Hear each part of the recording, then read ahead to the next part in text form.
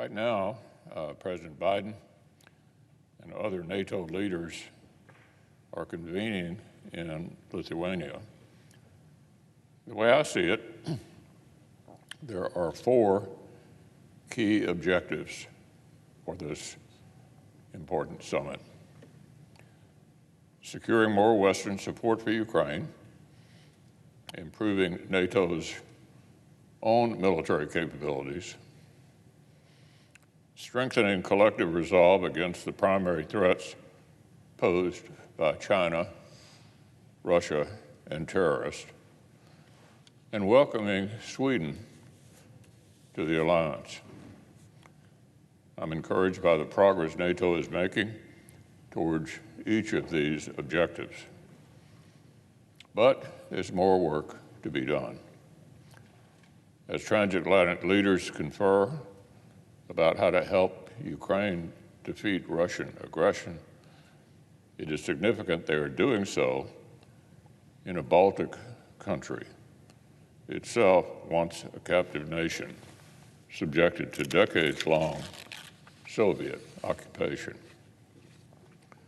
The Baltics' proud history of resistance drives their active contributions to NATO and extensive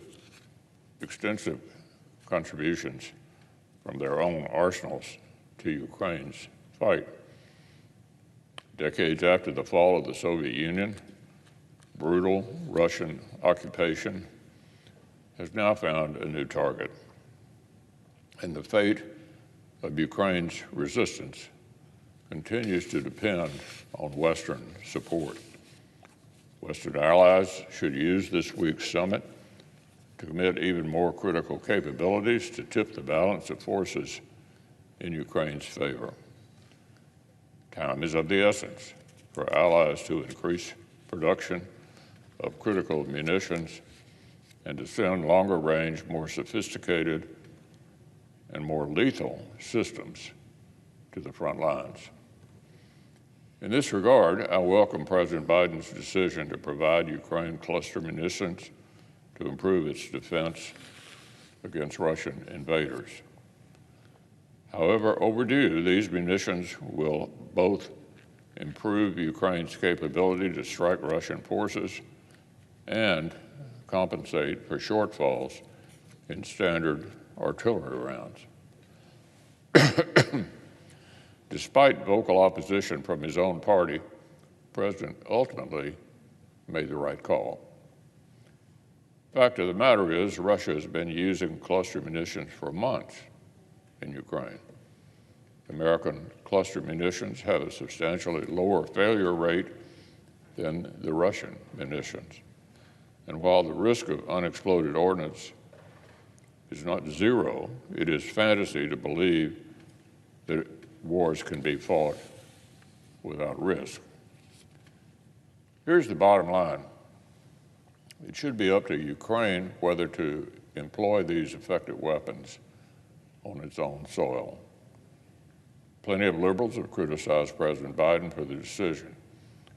The New York Times editorial board suggested that helping Ukraine match capabilities its aggressors are already using amounts to, quote, a clear escalation of the conflict. A senior senator from Vermont suggested yesterday that the president should be concerned about what, quote, the rest of the world feels about these weapons. Never mind that providing these capabilities to Ukraine will save lives by facilitating a counteroffensive designed to stop Russia's conscious effort to kill civilians.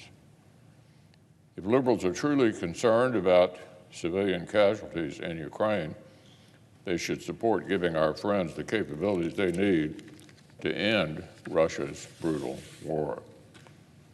So, Mr. President, the stakes are simply too high for leaders in Washington to let their own naivete and virtue signaling get in the way of reality.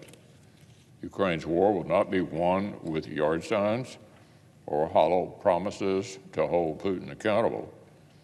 It'll be won with weapons. The same rules apply to future conflicts we hope to deter. Unity is important, but hard power will be decisive. Well, on this front, NATO is making progress toward rebuilding the hard power many allies allowed to atrophy. Every member of the alliance now spends at least 20% of its defense budget on actual capabilities.